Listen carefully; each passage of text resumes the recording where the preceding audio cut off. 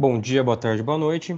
Esse é o trabalho de conclusão do curso de avaliação de empresas do mestrado profissional em administração do INSPER, matéria do professor Michel Araújo e Pedro Pinto, onde o grupo contemplado pelos alunos André Conejo, Larissa Borges, Luiz Fabrini, Rodrigo Silveira e Pedro Toledo fizeram a recomendação de investimento na companhia Suzano S.A. A companhia Suzano atua na linha de negócios de papel e celulose, sendo a segunda maior do mundo na produção de celulose advindo do eucalipto, e aqui no Brasil sendo a líder de mercado e também na produção, brigando aí de frente com os outros grandes players, Votorantim e International Paper. Tá joia? A nossa recomendação de investimento, já partindo aqui para o one page que nós preparamos, ela se baseia numa recomendação de compra do papel, do SUSE B3, tá? Representando um upside potencial de praticamente 25% num horizonte de 12 meses. Partindo dos, então, 71,38 por ação, aqui são dados do fechamento do dia 9 de abril, para o que nós calculamos via fluxo de caixa descontado para o acionista de 88,68. Tá joia? Essa valorização, esse upside esperado, ele é lastreado em algumas alavancas. As primeiras que tangibilizam bastante o incremento de receita que nós estamos esperando aí nos próximos 10 anos, 20 anos para a companhia, que são as alavancas macroeconômicas que irão fazer esse impulsionamento. Tá? Hoje, basicamente 80% da receita da Suzano é exposta à moeda forte, então é exposta ao dólar, dado que grande parte da sua produção é sim destinada aos mercados internacionais.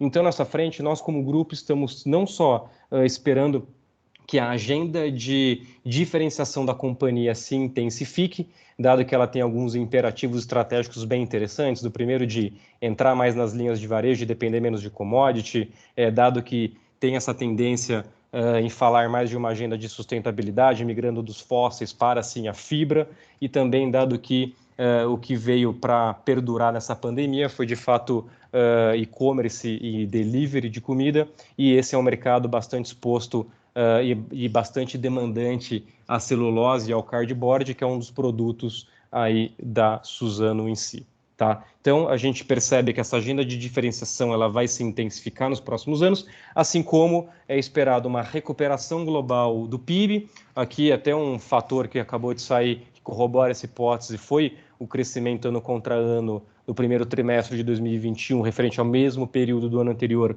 de altos 2 dígitos, na casa dos 18%. Então, aí corroborando que pelo menos o mercado chinês, que é um dos grandes consumidores desse tipo de commodity, a locomotiva está andando, e isso deve manter, sim, os preços da celulose e das fibras, tanto longa quanto curta, nos preços atuais ou mais valorizados, quando a gente fala em dólar. Falando desse último, da moeda, nós entendemos que esse movimento da desvalorização do real perante ao dólar é um movimento que ele continua. Então, aí as nossas expectativas é que ele sim tende a oscilar dos atuais 5,60, 5,70 até os R$ 5 por dólar, num ponto de equilíbrio próximo, caso se a agenda político-econômica ela aqui no Brasil acelere, principalmente, primeiro, com a vacinação e também com as reformas trabalhistas, tributárias e dos gastos governamentais serem emplacados. Mas, para corroborar que, sim, a receita da companhia, que é muito exposta ao dólar, fica nos patamares atuais mais valorizados, dado a agenda de diversificação.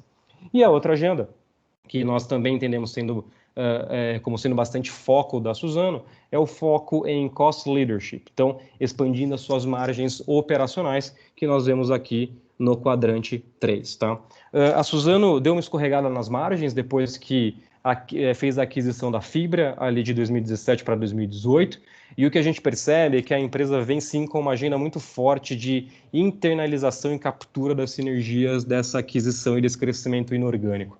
Então, tem as nossas projeções ali, que é até 2030, então nos próximos 9, 10 anos, a companhia volte tanto ali em custo quanto em despesa, ali no SG&A, aos patamares pré-aquisição da Fibra. Tá? E um ponto também que corrobora é que no último Suzano Day, que foi a apresentação do último quarter e o fechamento do ano de 2020 para os investidores com uma agenda muito estratégica e desdobrando alguns planos futuros da companhia, ela divulgou um programa bastante intenso que contempla 32 projetos industriais para a captura de produtividades, trazendo ainda mais um cost leadership na frente de corte, carregamento e transporte e também de processo industrial, reduzindo o custo dela em R$ 46 por tonelada. Então, uma empresa que já tem um posicionamento estratégico geográfico muito forte, dado que o seu raio médio dos seus ativos biológicos para suas plantas de benfeitoria é um dos menores do setor, dado que ela está muito próxima também ao Porto de Tubarão e algo que isso a gente entende que vai permanecer sendo, sim, um fator estratégico, dado que grande parte é destinado à exportação, então ela tem menos custo nisso. E a companhia, nesse último Suzano Day, se comprometeu com um investimento de 2 bi de reais em CAPEX nos próximos 4 a 5 anos para trazer de novo essa melhoria em R$ 46 por tonelada do custo de produção. Tá? Então essas são as duas grandes alavancas do negócio, as alavancas operacionais.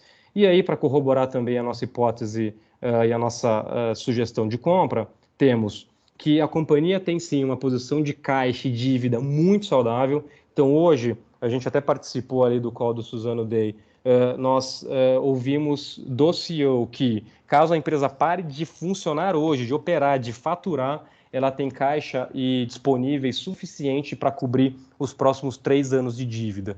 Dado que grande parte da dívida da Suzano é de longo prazo, e eu estou falando de longo prazo não no contábil somente acima de 1 ano, mas grande parte da dívida está focada em 2026 adiante. Então a gente percebe que de fato ela está numa posição de dívida líquida ok, mas quando a gente percebe o fluxo de amortização de dívida com os credores, ele sim é extremamente saudável, ainda mais sendo que a companhia é uma geradora de caixa extremamente robusta. Tá?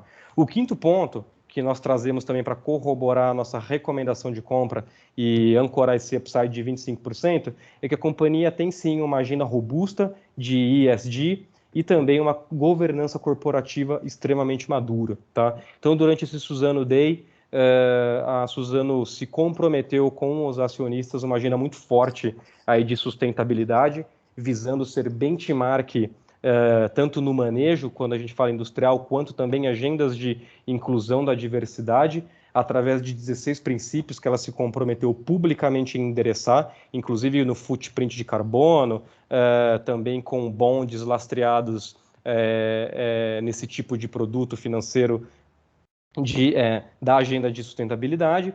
E também a gente percebe que a governança corporativa dela é extremamente madura. Então, um conselho que, pelo estatuto, ele deve ser formado de 5 a 10 membros, hoje ele tem 10 membros, sendo desses 10, 7 membros com mandato, que são renovados através de reuniões e votação, e a próxima agenda, um próximo turno, ele acontece a partir de 2022. Então, os atuais conselheiros têm mandato de mais exatamente 1 ano.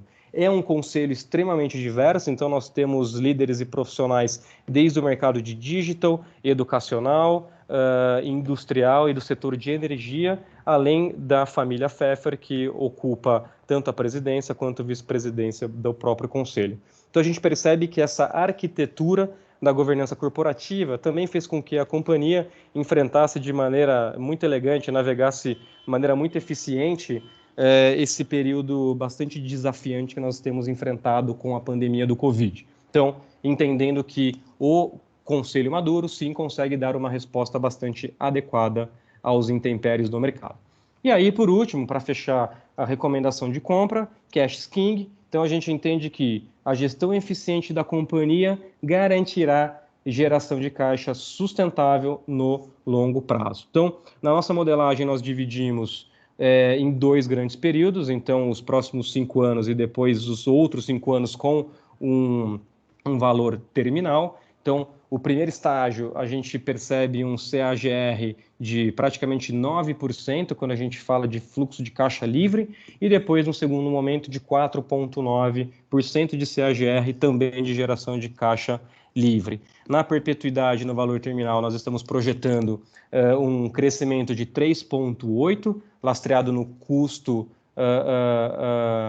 de reinvestimento que a Suzano possui, e também contemplando um OC, um custo ponderado do capital, da ordem de 8% redondo. Tá? Tudo isso trazendo, a gente percebe que o enterprise value da Suzano fica na ordem de 184 bilhões de reais, sendo que de fluxo de caixa descontado desse período, 80 bi, e valor terminal da perpetuidade, praticamente 100 bilhões. Tá? Quando a gente soma a dívida líquida, que é composta de 73 bi de dívida e 9 bi de caixa disponíveis, a gente chega aí num fluxo de caixa para o acionista de 121 bilhões, que, dividindo pelo número de shares outstanding, chega ao nosso upside de 88,68. Aqui nós temos em cada um dos quadrantes o detalhamento, tá, das análises. Então, caso tiver interesse em perceber os drivers que nós utilizamos para tomada de decisão, tanto de patrimônio líquido quanto de DRE e assim por diante. A gente também tem aqui o valuation final, lastreando e corroborando aí as alavancas de crescimento. Então, está tudo nos backups do OnePager. Obrigado.